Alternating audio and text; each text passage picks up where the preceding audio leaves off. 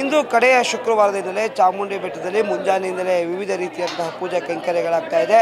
ಭಕ್ತಾದಿಗಳು ಕೂಡ ಮುಂಜಾನೆಯಿಂದಲೇ ಬಂದು ದೇವರ ದರ್ಶನವನ್ನು ಮಾಡ್ತಾ ಇರ್ತಕ್ಕಂಥದ್ದು.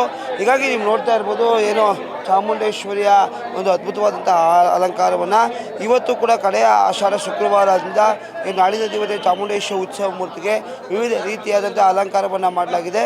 ಹಾಗೂ ನವಿಲುಗರಿಗಳಿಂದಲೂ ಕೂಡ ಏನು ದೇವರಿಗೆ ಸಿಂಗಾರವನ್ನು ಮಾಡಿರ್ತಕ್ಕಂಥದ್ದು.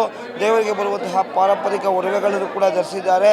ಹಸಿರು ಸೀರೆಯಲ್ಲಿ ನಾಡಿನ ದೇವತೆ ಚಾಮುಂಡೇಶ್ವರಿ ವಿಜೃಂಭಣೆಯಿಂದ ಏನು ವೈಭವಪೇತವಾಗಿ ಏನು ಭಕ್ತರಿಗೆ ದರ್ಶನವನ್ನು ಕೊಡ್ತಾ ಇರ್ತಕ್ಕಂಥದ್ದು.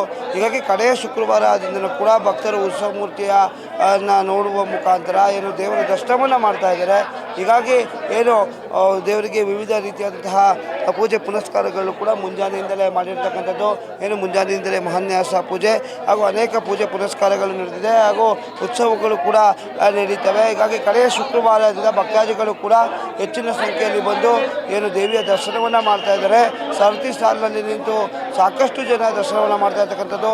ಇವತ್ತು ಭಾಳ ಪ್ರಮುಖವಾಗಿ ಕಡೆಯ ಶುಕ್ರವಾರದಿಂದ ಸಾಕಷ್ಟು ಗಣ್ಯಾತಿ ಗಣ್ಯರು ಕೂಡ ಅಧಿದೇವತೆಯ ದರ್ಶನವನ್ನು ಮಾಡ್ತಾರೆ. ಹೀಗಾಗಿ ಪ್ರತಿ ವಾರವೂ ಕೂಡ ಏನು ಭಕ್ತರ ಜನಸಂಖ್ಯೆ ಜಾಸ್ತಿ ಆಗಿದೆ. ಹೀಗಾಗಿ ಭಕ್ತರ ಒಂದು ಏನು ಹೆಚ್ಚಳ ಆಗಿರೋದ್ರಿಂದಲೂ ಕೂಡ ಏನು ಜಿಲ್ಲಾಡಳಿತ ಕೂಡ ಸೂಕ್ತ ಕ್ರಮಗಳನ್ನು ಕೂಡ ತೆಗೆದುಕೊಳ್ತಾ ಇರ್ತಕ್ಕಂಥದ್ದು. ಹೀಗಾಗಿ ಜಿಲ್ಲಾಡಳಿತ ಕೂಡ ಈ ಬಾರಿ ಯಾವುದೇ ರೀತಿಯಾದಂತಹ ಅಹಿತಕರ ಘಟನೆಗಳಿಗೆ ಅವಕಾಶವನ್ನು ಕೊಡದೇ ಇರುವಂಥ ರೀತಿಯಲ್ಲಿ ಅಧಿಕಾರಿಗಳು ಸಾಕಷ್ಟು ಸೂಕ್ತ ಕ್ರಮವನ್ನು ಕೂಡ ತೆಗೆದುಕೊಂಡಿದ್ದಾರೆ. ಈ ನಿಟ್ಟಿನಲ್ಲಿ ಈ ವರ್ಷದ ಆಷಾಢ ಮಾಸ ಅಥವಾ ಈಗೇನು ಕೊನೆಯ ಆಷಾಢ ಶುಕ್ರವಾರ ಸಾಕಷ್ಟು ಸಂಪನ್ನಗೊಂಡಿದೆ. ಏನು ಯಾವುದೇ ರೀತಿಯಾದಂತಹ ಏನು ಅಹಿತಕರ ಘಟನೆಗಳು ಆಗದೇ ಇರುವಂಥ ರೀತಿಯಲ್ಲಿ ಯಶಸ್ವಿಯಾಗಿ ಜಿಲ್ಲಾಡಳಿತ ಈ ಒಂದು ಉತ್ಸವ ಕಾರ್ಯವನ್ನು ಮಾಡಿದೆ ಅಂತಲೇ ಹೇಳ್ಬೋದು.